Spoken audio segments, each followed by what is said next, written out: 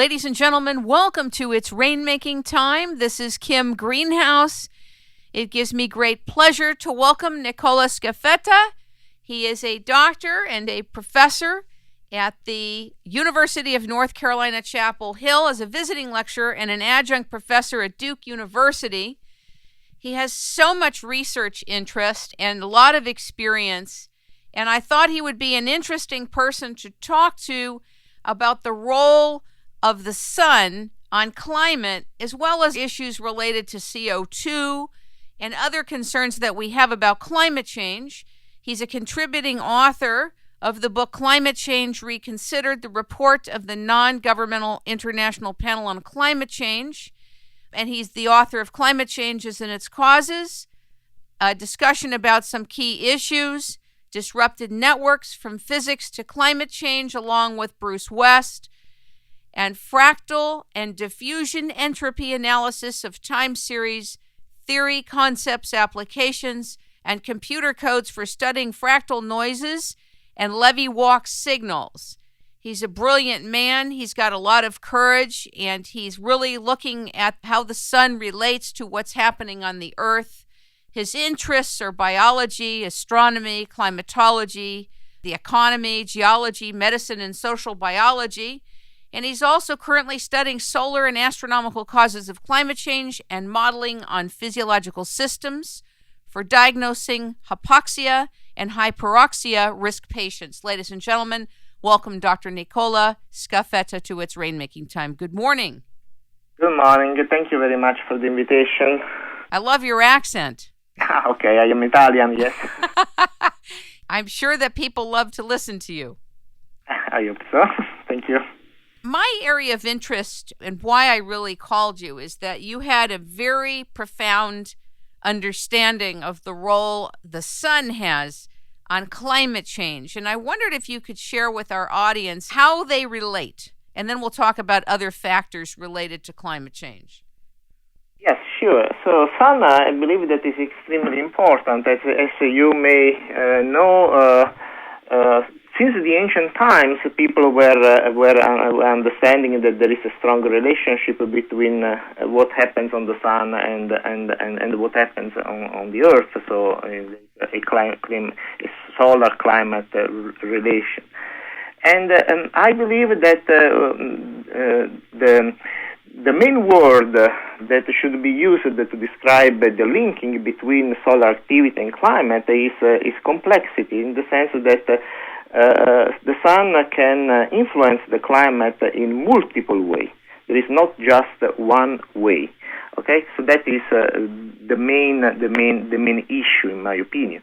An issue that is not yet fully understood. So it is not understood how the sun influences climate, exactly because there are multiple ways how the sun can influence climate. And so we can discuss this way if you would like. I can shortly summarize the several ways how the sun can influence climate. Please do. Yes. Okay, so first of all, the sun is influencing climate through its luminosity. Okay, so the luminosity is the energy that the sun produces in the unit of time, and this energy, so the light essentially, arrives on the Earth and warms the Earth. Okay, so this is what people usually know. However, the sun does much more than that. For example, the sun has also produced very powerful magnetic fields, and these magnetic fields can interact with the magnetic field of the Earth. And the total effect is that cosmic rays that are coming from outside the solar system are influenced by these magnetic fields produced by the sun.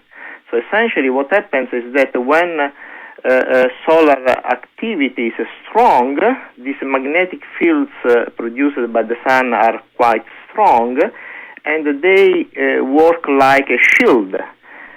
So they shield the Earth from cosmic ray. When the solar activity is low, the shield is weak, and more cosmic ray arrives on the Earth. So the cosmic rays are important because many people believe that they are capable of ionize the atmosphere. So they create, they break the particles, and they form ions. And the ions attract water molecules, because water molecules are polar, okay, and they form the droplet, the droplets that then form the clouds. So cosmic ray can regulate little bit the formation of the cloud system. And the cloud system, as everybody knows, is capable to block the sun, okay, to block the light that we receive from the sun. And therefore, the sun can influence the climate in two different ways. One is through direct solar luminosity, but it can also influence climate indirectly through cosmic ray that regulates the cloud system. And both these mechanisms will eventually work for regulating the climate on the Earth. Now, if I may, I can continue a little bit this story, because the crucial point is that, so today everybody talks about global warming, climate change, and so on. Everybody is worried about the future. The problem is that the projection about the future, about climate change, are based on climate models that use only one of the two ways in which the sun can influence climate. So they essentially use the sun input just as a luminosity input. However, the other one, the regulation of the cloud system through cosmic ray, may be more important. And that mechanism is missing in the climate model. Therefore, the climate model ends up by underestimating the effect of solar activity on the climate, just because they model just one mechanism, while we know that there are at least two mechanisms through which the sun can influence climate. Why do you think it is that most of us don't know that most of the concerns about climate have to do with what the modeling is telling us, and then most of us don't know what's being used in the modeling, so we can't separate apples from oranges? Yes, so exactly. So the problem is that the physics. The people who works with the climate models are essentially, we can say that are a kind of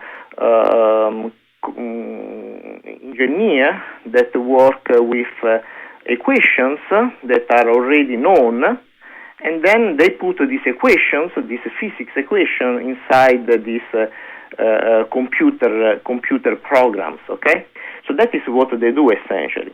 The problem is that the equations that regulate, that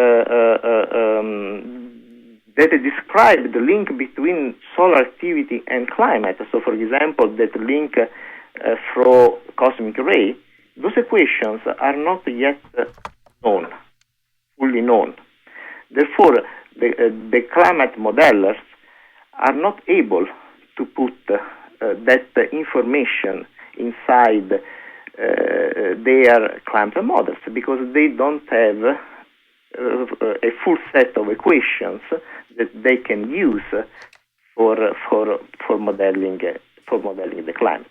And then there is also another issue. Before you get to that other issue, I want to stop you on this one thing. Regarding the cosmic rays,